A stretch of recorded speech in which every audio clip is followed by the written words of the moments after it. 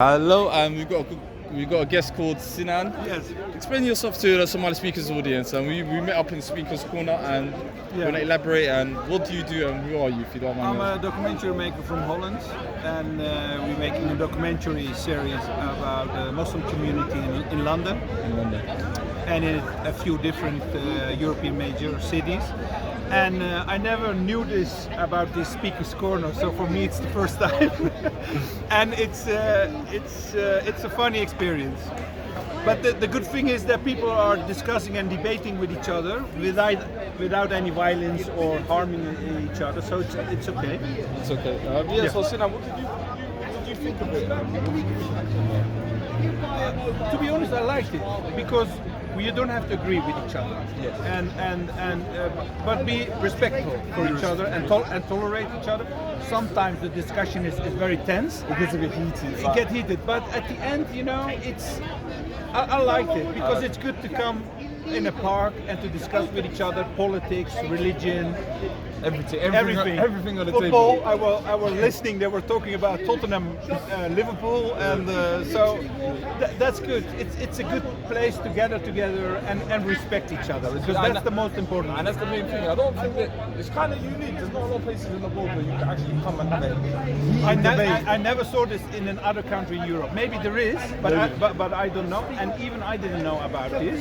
A friend of me said, just go there. It's a nice experience. It's funny. There are crazy people, funny people, smart people. Everything is, and it's nice because you see all different colors of people and different voices and different religions, ethnic groups.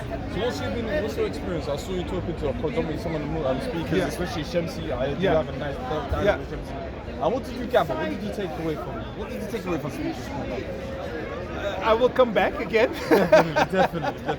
To film more. And what thing is that people are. What I liked is that the discussion is good. So we don't have to agree. And with Shamsi he is from a different view. We are not from like let us say from the same way we practice the religion. That's okay, And he's a funny guy, and so we started with we had a small interview, but it's okay. So when you do your documentaries, what is the main message of your documentaries that you like to give your viewers or anyone that watches you? The things that I make in my documentary, I make a lot of war documentaries. So I'm a lot of in war zones. I have also been in Somali. In Somalia? Yeah, in Mogadishu years ago, and 2006 I was there.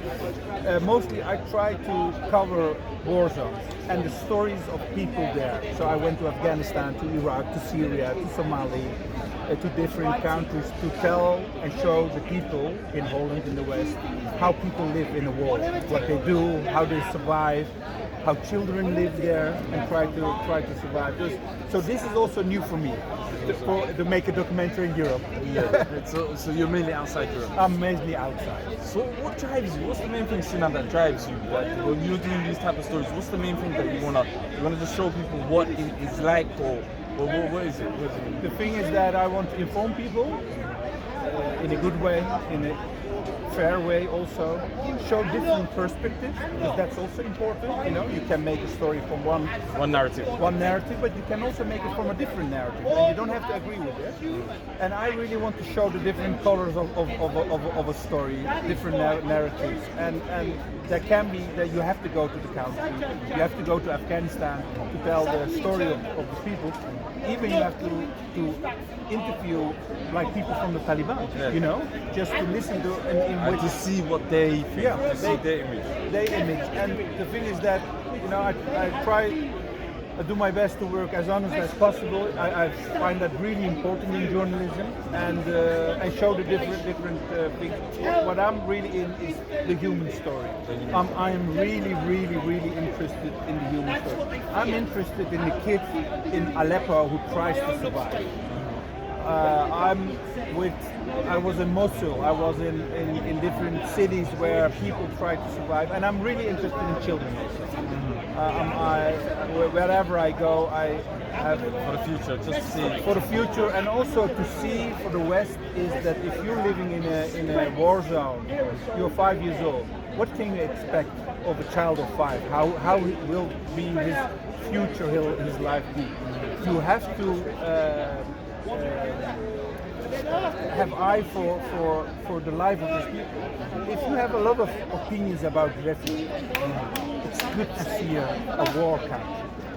If you know where people from Syria came from, because I go to Aleppo, I make the story, then the viewers also said, okay, oh, now I understand where these people are coming from, what they go through, and what they that are traumatized and things like that. So my opinion is, what my advice is, make a good stories, honest stories, and show the different narratives.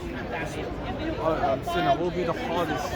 What was the hardest thing along your journey, from the beginning to now? What would you say been? What is sometimes you find, you know what? The most difficult thing in my work is the children who live there in really bad circumstances. And you're making your documentary, you go in, but you're leaving them there. And that I make a documentary don't change anything in their life. It changes the opinion of my viewers, but in their life, in reality, even not 1%, it makes a change or maybe. And that makes my work really hard. So what I mostly try to do is, when I go to Warzones, I try to leave a small footprint.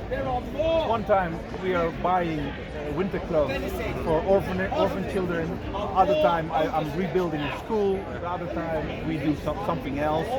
And every time to leave something small behind. But that's for me. So Warzone is not tough for me. Leaving the children behind. Leaving them behind, that's hurt mostly. Okay. For my final question, what's your advice for up and coming young people that are looking to get to this place? What would be some of the main advices that you give? You know, some of the experiences. It's always good to give back. The good thing is that, you know, I mostly I speak to young people and they say, "Sina, I also want to make a documentary." And just do it. You know, don't let yourself. How do you say it in English?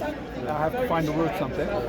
Mostly people say, "No, you can't do it," and don't. But just try it. And what also good is watch a lot of documentaries, because it gives you ideas. Even you could do a small course or whatever.